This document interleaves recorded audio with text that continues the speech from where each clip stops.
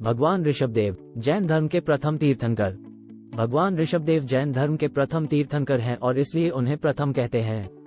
जैन धर्म के अनुसार तीर्थंकर समस्त जगत को उन्नति और मुक्ति के मार्ग पर प्रेरित करने वाले धार्मिक गुरु होते हैं। ऋषभदेव के जीवन के बारे में धार्मिक ग्रंथों में विस्तृत वर्णन है, जो जैन समुदाय के लोगों के लिए प्रेरणा स्रोत बनते हैं। ऋषभदेव का जन्म आदिकाल में भारत के उत्तरी भाग में हुआ था।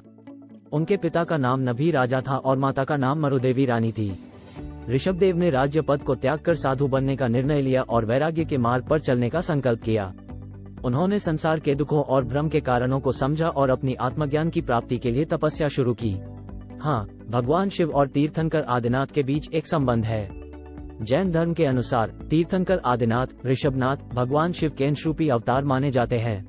जैन धर्म में तीर्थंकर उन धर्मगुरुओं को कहते हैं जिन्होंने मोक्ष को प्राप्त कर लिया होता है और जीवों को धार्मिक मार्ग पर प्रेरित किया होता है।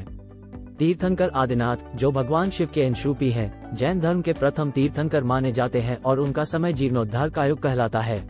भगवान आदिनाथ तीर्थंकर आदिनाथ ने वैशाली नगर में मोक्ष प्राप्त किया।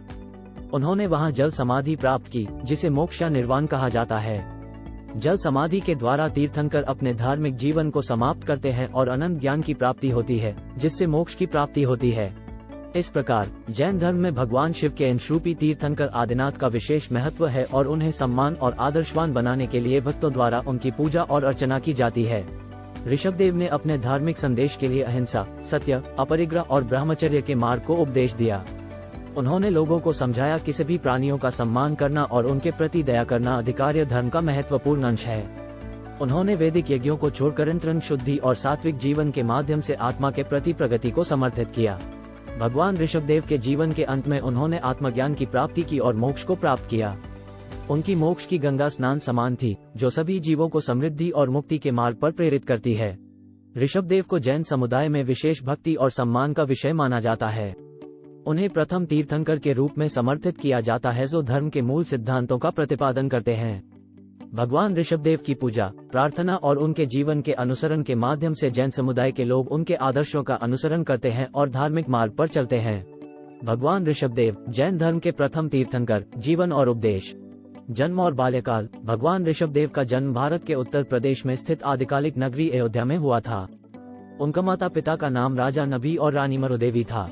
उनके जन्म का दिन चैत्र मास की शुक्ल पक्ष की त्रयोदशी तिथि थी और उत्तर फाल्गुनी नक्षत्र में जन्म हुआ।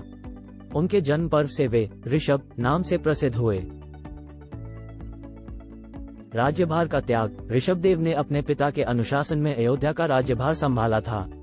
हालांकि वे भौतिक सुखों से अलग रहते थे और आध्यात्मिकता की खोज में लगे रहते थे। सोने चांदी, यश विभूषण और भोगों के साथ उन्हें संतुष्टि नहीं मिली। वैराग्य और संन्यास। एक शुक्ल पक्ष के चैत्र मास में उन्होंने अपने राज्यभार को त्याग कर संन्यास लेने का निर्णय लिया। उन्होंने अपनी संपत्ति को बच्चों में बांट दिया और सन्यासी धर्म अपनाया।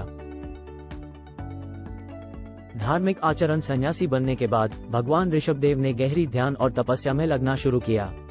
वे वनों और गांवों को भ्रमण करते हुए अहिंसा, सत्यता, वैराग्य और दया के उपदेश देने लगे। उन्होंने उच्चतम तपस्या का अभ्यास किया और अत्यंत आध्यात्मिक ज्ञान प्राप्त किया। उपदेश। भगवान ऋषभदेव ने सभी प्राणियों के प्रति अहिंसा का महत्व बताया। उन्होंने शिक्षा दी कि सभी जीव आपसी जुड़ाव में हैं और दूसरों के प्रति हिंसा करना आखिरकार अपने आप को ही नुकसान पहुंचाता है। उन्होंने सत्यता, सत्य, अपरिग्रह, न अधिक संपत्ति का संचय और ब्रह्मचर्य, आत्मनिग्रह को आत्मिक उन्नति के लिए महत्वपूर्ण गुण बताया। जैन सन्यासी समुदाय। भगवान ऋषभदेव ने पहले श्रमण यानी जैन मोंक और नन समुदाय को स्थापित किया। इनके द्वारा संचालित समुदाय ने जैन धर्म की एक अहम प्रचार तत्वों को ध्यान में रखते हुए जीवन जीने के मार्ग की सिद्धि की और अपने उपदेशों से लोगों के दिलों को छू गए। मोक्ष की प्राप्ति। आध्यात्मिक शिक्षा और सत्याग्रह से परिपूर्ण जीवन जीने के बाद भगवान ऋषभदेव ने अनंत ज्ञान, केवल ज्ञान प्राप्त किया।